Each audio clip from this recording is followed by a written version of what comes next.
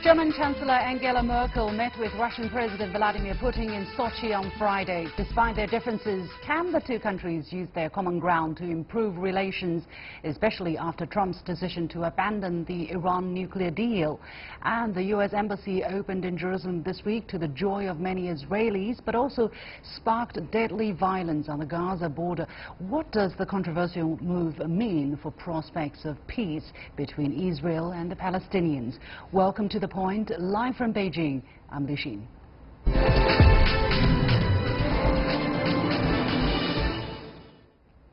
German Chancellor Angela Merkel met with Russian President Vladimir Putin in the Russian city of Sochi on Friday, their first face-to-face meeting this year. Now, given recent tensions between the EU and Russia, the two leaders have plenty to discuss, including ongoing conflicts in Syria and Ukraine. However, in light of U.S. President Trump's decision to drop out of the Iran nuclear deal, the two leaders are also facing areas of mutual political and economic interests. Can the two countries' mutual interests outweigh their differences? So does this meeting signify a shift in German-Russian relations, and will other EU nations turn toward Russia if ties with the U.S. continue to be tested? Joining me from London is Alexander Nekrassov, a former Kremlin advisor, and in Tallinn, Estonia, Florian Hartleb, a research associate at the Wilfried Martens Center for European Studies. Gentlemen, welcome to the show. Mr. Nekrassov, let me come to you first. What has brought Merkel to Sochi this time? Well, there are many issues, of course, but I think that judging by the body language of the two leaders, they suddenly found common ground given to them by President Trump. I think both countries have a mutual interest in resolving this issue of Iran. I think the Germans are basically, in a sense, panicking because some of their companies are already involved in Iran and are in danger of getting sanctioned by the U.S. So I think Merkel, on this issue, found common ground with President Putin. And I think also, of course, that the issue of the northern pipeline, gas pipeline, second northern gas pipeline running from Russia to Germany, that's another matter which they obviously have common ground on. So that is already a lot for them to have a sort of understanding, because generally all the other issues, they have completely different opinions on that. But on the strength of these two, especially Iran, I think these negotiations, and I was watching the press conference, I could see that, you know, the body language was telling me that they did reach some sort of understanding and a joint sort of move towards on this issue. What kind of body languages you're talking about? What were they displaying, for instance? Well, you know, the first thing is you watch the phrases. I mean, usually when it's a tough talk, and usually when there are serious disagreements, you could see how the phrases are, you know, given in the responses, and how they look at each other. And even though Chancellor Merkel did put in points which President Putin didn't like about the freedom of this and that, you know, speech and culture and press and so on, I think it was all very mildly put. I think, you know, there was no hostility which you sometimes see when you know that there was a very, very serious disagreement about those issues. Now, the biggest disagreement, of course, could have come on Ukraine and on we'll Syria. Talk about that in just a moment. Let's stay with the Iranian deal for the moment, and let me go to Mr. Hartleb, who is joining us on the phone now. Mr. Hartleb, what is your observation of the kind of potential outcome that has come out of the meeting between Merkel and Putin in Sochi? I understand they just started a press conference moments ago, and it's probably still going on. What have you read out of it? And also, how can these two countries change things if the United States is determined to be out of it? I totally disagree with the statement of my colleagues just before, because I think there are a lot of conflicts between Angela Merkel and Vladimir Putin, despite that they have such a long time relationship since 2005. About the human rights in Syria, Putin just met Assad yesterday, and also concerning the human rights in the eastern Ukraine, where there is still a war ongoing. So I think the position of my colleague is very naive, and it's not adequate to the situation right now. So I think that they're trying, due to the long-term relationship, to find some kind of a solution, that there will be a pressure on Putin to deal with the situation in eastern Ukraine, and also to use energy dependence from Russia about the pipeline to find some kind of agreement. But it's far away from a love marriage, and also, of course, it's in the light of the situation and the relations to Donald Trump, which put both under big pressure. Well, I think it is a little bit hard to understand, however, given the kind of situation we're looking at. For instance, as I said, they do share some common interests, although they might not have the same opinion. For instance, when it comes to the Iran nuclear deal, both countries would like to salvage that deal probably, and also in terms of exporting more natural gas from Russia to Germany, which are in the interest of both countries, and despite the threat of sanctions from the United States. So don't you think Merkel would be in a position to seek common ground instead of pounding Putin on issues such as human rights or other issues of difference at this moment? Mr. Hartleb. I think the situation is too dramatic because we have to see this in the light and the framework of the world politics. There is a killing ongoing in Syria, and just Mr. Putin hosted Mr. Assad, and also there is a situation in Ukraine. So I think we are not talking just about economic issues, we are also talking about the human rights and the political situation. But as I said, is that in generally Mr. Putin and Angela Merkel have communication, long-time communication based on trust.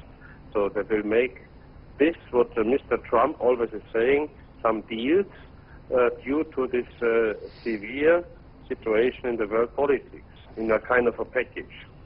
Mr. Nekrassov, let's talk a little bit about the Nord Stream 2 gas pipeline. I understand work is underway for the construction of this pipeline off the coast of Germany, which follows the existing Nord Stream 1 and will double the amount of Russian gas arriving in Germany. And Washington and several Eastern European countries have protested the project, claiming it could be used by Moscow to economically influence the EU and pose a strategic threat. How is this project shaping Russian-German ties at this moment? Well, I think the most important thing is that Germany has announced that it is supporting the project and investing into it at a very crucial time when this mad campaign against Russia surrounding the so-called poisoning in Salisbury was at its highest. And I think that says a lot about the way Germany approaches relations with Russia. You know, business is one thing, political statements and another. And I would like to point out to the comments of the colleague made just now, they are now, these experts from the West, they're using propaganda as a point of view rather than you know, a solution or a description of something. You know, to talk about human rights, that it's a major issue in the during the meeting between Merkel and Putin, is not just naive, it's silly, it's childish. You know, to bang on about this propaganda that the West is trying to sell to the world. The West is in moral degradation. It is absurd that the West should lecture anyone, including Russia and China, on human rights. The human rights are abused massively in the West.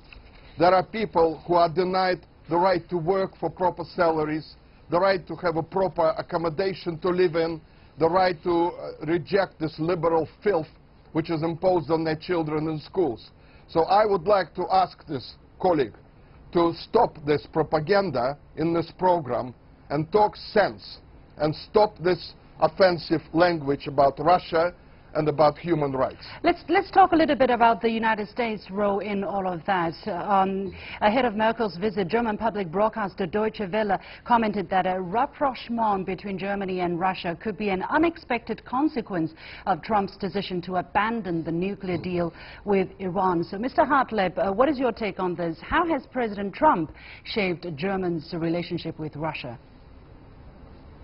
Yeah, first of all, it's very sad that the colleague is not accepting the human rights, and he's arguing so naively and with a disrespect of the common agenda of human rights. But anyway, of course, the presidency of Mr. Trump has declined the trust in the transatlantic relationship, which has shaped Europe in the Western Europe since 1945. And of course, this is a good entrance door for Mr. Putin to use it as a propaganda war towards the West. And Mr. Trump is giving a lot of ground for this. So this means in general that the world politics is quite changing. And we are living really in unpredictable times. Also, if you are taking the situation in Turkey or in the neighborhood of Europe. So basically, we have to see what is the future of the Western democracies. In this sense, the colleague is right that we are changing this view, and with his propaganda, basically, is confirming that very impressive. Okay, Mr. Nekrassov, I have about 1 minute left. So you would like to address that, your view of how President Trump has shaped Germany's relationship with Russia? Well, I think so. I think that President Trump, with his policies, is pushing Europe and Germany as well towards Russia, because nobody can predict now what Trump is going to do next. The Europeans have openly and publicly said that they can't trust the Americans. Sorry, this is also, so I think this benefits. Right, please continue. This benefits, of course, both relations between Germany and Russia. Okay, we're going to leave it there, running out of time. Many thanks to my two guests joining us from London, Alexander Nekrassov, a former Kremlin advisor, and joining us from Tallinn, Estonia, Florian Hartleb, a research associate at the Wilfried Martens Center for European Studies. And you have been watching The Point with me, Liu Xin. When I come back, what has been the latest international response to the U.S. move of its embassy from Tel Aviv to Jerusalem? We'll hear from the Palestinians and Israel. Stay with us. Moving the U.S. Embassy from Tel Aviv to Jerusalem, Trump delivered on the promise he made during the presidential campaign. Also, the campaign promises his previous predecessors made but failed to deliver. What this bold move has left behind, however, is the possibility of peace between Israel and Palestine being kept at bay. This week, we've witnessed Israel's joy over celebrating its 70th anniversary and the opening of the U.S. Embassy in Jerusalem, together with the bitterness of the Great March of Return launched by Palestinians, a non-violent movement calling for Palestinian refugees to be allowed to return to what is now Israel. So how do people of Israel and Palestine see the most recent developments? We are trying to reach to Dr. Mustafa Barghouti, Secretary General of the Palestinian National Initiative, and we'll get to him as soon as we have him. But we are first joined by Robbie Sabel, Professor of Law at Hebrew University of Jerusalem and a former legal advisor to Israel's Foreign Ministry. Professor Sabel, thank you very much for joining us. Let me first tell, how should I say, the latest meeting of the UN Human Rights Council has these development. For instance, the UN Human Rights Chief Zeid Ra'ad Al Hussein on Friday, on a special session of the Human Rights Council, said that the Council could set up a commission of inquiry into recent violence, but he sharply criticized Israel, saying Israel has systematically deprived Palestinians of their human rights, with 1.9 million Palestinians in Gaza and, quote-unquote, caged in a toxic slum from birth to death. And he said that the stark contrast in casualties on both sides is suggestive of a wholly disproportionate response by Israel. What is your comment on that? A number of comments. First of all, the Human Rights Council is a political body. It has a wonderful human rights sounding name, but frankly it's a political body. They're representatives of governments. Israel doesn't sit there, and it's a highly political body. What's happened on Gaza was not a peaceful demonstration. It was an attempt by Hamas, who is recognized as a terrorist group, to cross the border, throw bombs, throw incendiary weapons, fire bombs and grenades, and shoot across Israel's border. No country in the world would accept that. And by the way, I think the proof is that the Hamas spokesman himself, Mr. Barghouti, admitted that out of the 60 people they claim were killed, 50 were members of the military wing of Hamas. These were not peaceful demonstrators. Israel made every effort not to harm the civilians there. There were tens of thousands of people. They were not harmed. The only people who were harmed were people who tried to cross into Israel using force. I think any country in the world would have tried to prevent this. Well, the details, I think, need to be cross-examined. Of course, we were not on the ground, so I wouldn't know. But coming from the international community is a chorus of protests and condemnation. For instance, Pope Francis said that he appeals strongly for all to respect the city's deeply concerned for the situation, and also UN Secretary General Antonio Guterres and European Union Foreign Policy Chief. There is a chorus, as I said, of condemnation and opposition to the US unilateral move, and also to the use of force, to the escalation of situation in that. How do you react to that? I think that when the evidence is examined, when the people realize what's happened, the international tone will change. Because people at first assumed this was a peaceful demonstration. It wasn't. There were, of course, peaceful demonstrators, and they weren't hurt. The people were hurt who tried to cross into Israel, again, using weapons, and shooting, throwing grenades, throwing firebombs. These were the people who were hurt.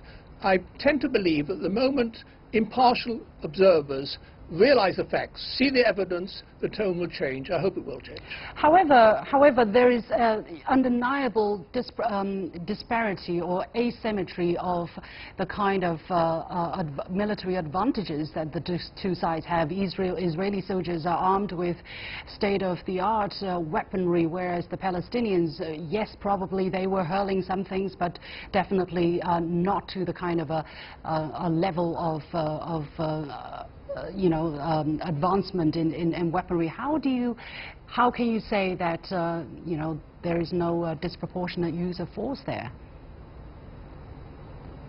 I wish this was so, but it's worth recalling that Hamas has thousands of rockets which in the past they fired at Israeli towns, villages, they even at Israel's only airport, at Ben Gurion Airport.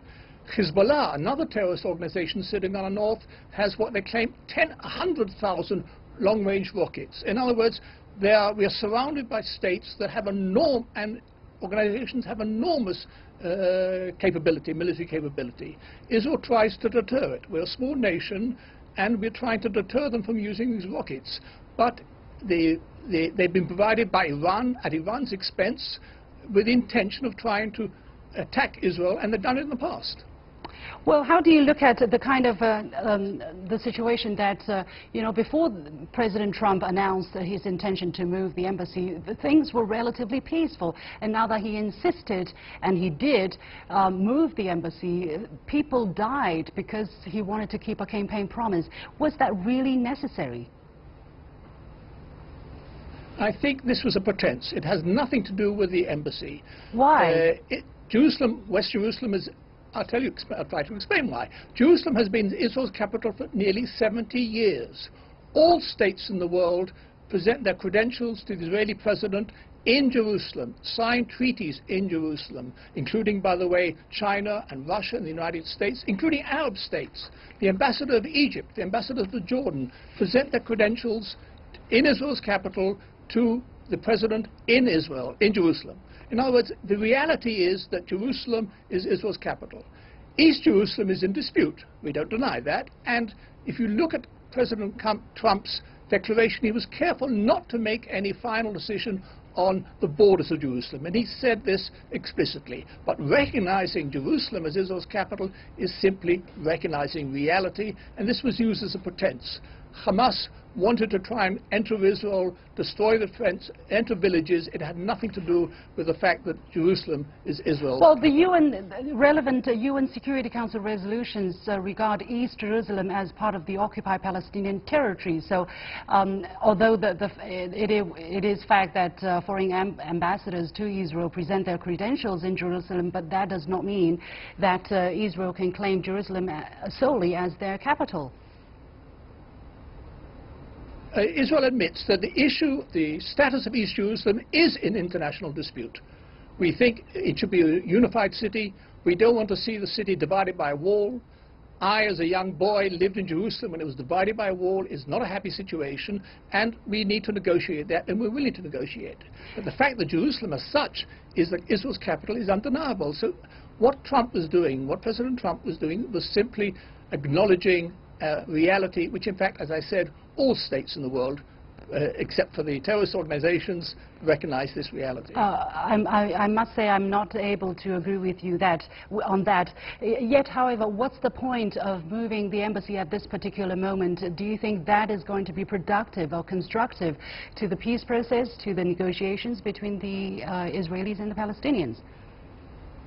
I think if you ask Arab representatives, is West Jerusalem in dispute, you'll get the answer no. In other words, the fact that West Jerusalem is Israel's capital is not in dispute. East Jerusalem is in dispute. I hope we can reach a peaceful solution to this issue. And we don't want to divide the city. And if you look at what the Americans did, they carefully put the U.S. Embassy in West Jerusalem. So this was simply acknowledging a reality. Yeah, but why do it now? Why do it now if it is not conducive to any possible resolution of this conflict? Why doing it now? And we have already seen the consequences. People die, whether there are militants or civilians. People paid for this with their own lives. Nobody paid for their lives. What they're paying for their lives is the attempt by Hamas to enter Israel. I think this question, which is a valid question, why now, could be asked whenever it was done. If it had been done 10 years ago or 10 years in the future. In other words, it should have been done 70 years ago. It was done now. I think perhaps it's Israel's 70th birthday. But it had to be done. This is the reality. Every country decides what its capital is. Jerusalem has always been Israel's capital, and as I said, by the way, the parliament sits there, the government sits there, the foreign minister, it's the capital. What is going to happen to the peace process then? The Palestinians are vehemently against it, and they're determined to protest against it. How are you going to continue to engage with the Palestinians under such circumstances? If you look carefully at the Palestinian statements, there is no dispute that West Jerusalem is Israel. There is a dispute that East Jerusalem is. And again, that has to be settled. But there's really no dispute that West Jerusalem is Israel. No, we're talking about the future of the peace process here. We're talking about the future of the peace process here. And some of the Palestinian politicians are calling this a war crime on the part of the U.S. President Donald Trump, and has already disregarded the status of the United States as an honest broker. I understand the question, but the status of West Jerusalem has nothing to do with the peace process. It's not in dispute. Not even the most extreme Palestinians claim that West Jerusalem is not Israel. East Jerusalem, and you're absolutely correct, I agree with you, is in dispute, and we'll try and settle that peacefully. But West Jerusalem is not in dispute. So that this moving the embassy to West Jerusalem has not affected right, but the I'm peace talking process about the future of the middle. I'm talking about the peace process at this moment. Yeah. The peace process requires negotiation. There's no other solution. We'll have to make difficult compromises, but so will the Palestinians. The two of us have to sit together. By the way, I think Israel has proved in the past that when we've had a partner to negotiate with, the Egyptians, we had difficult negotiations, we reached a peace treaty, we made concessions, we can do the same, we did the same with the Jordanians, we can do the same with the Palestinians. What it requires is the acceptance by our Palestinians that next to Israel, next to them is Israel, a Jewish state. As we accept that next to us it will be an Arab state, and the two of us have to negotiate. Yeah, what about the future of the two-state solution? What is your point of view on that? Israel has come out in favor. We want a two-state solution, but it has to be negotiated. It can't be imposed by any international body. All states accept this. Yeah. You sit with Israel, you negotiate. There'll be difficult negotiations, but I've seen the peace process in the past work. I personally am optimistic we can reach an agreement, and there are many Palestinians who accept the fact that they'll have to negotiate with Israel. There are, however, those who refuse to accept it. It's a tragedy for them, it's a tragedy for us as well. But given the current circumstances, you think it is going to be possible that the Palestinians come to the negotiating table? Very briefly, Mr. Sabel. I think they will come to the negotiating table when they realize there will be no other body that can impose a solution for them. When they realize the UN or other states cannot, they'll have to sit with us. They're our neighbors. Well, I think people would say the this, United States has imposed a condition on the Palestinians, something that they're not able to accept there. But I have to leave it there. Many thanks. The United States can... I'm running out of time. Thank you. Professor Robbie Sabel of Law at Hebrew University of Jerusalem and former legal advisor for Israel's Ministry of Foreign Affairs. And wrapping up today's show after talking about German-Russian ties and Israeli-Palestinian conflicts, my point is this. With friends like this, who needs enemies? And when you need help, you'll find it at the end of your arm. These are the quotes coming from EU Council President Donald Tusk just a day ago. Such is the level of frustration of US's allies in Europe after a series of recent decisions by Trump, from higher tariffs on steel and aluminum imports from Europe to walking out of the Iran deal to the US embassy move. Tusk said, listing Europe's traditional challenges ranging from expanding power of China to the belligerence of Russia, Europe is witnessing today the capricious assertiveness of the American administration. Agreed, and I would like to add that the US administration is not just doing that to Europe, it's been that way to almost everybody, including China. Is there any way for the rest of us to bring back order? I believe so. Counter capricious assertiveness with collective rationality. In the international arena, if it continues to act like this, America is likely to find itself proudly first, but sadly alone.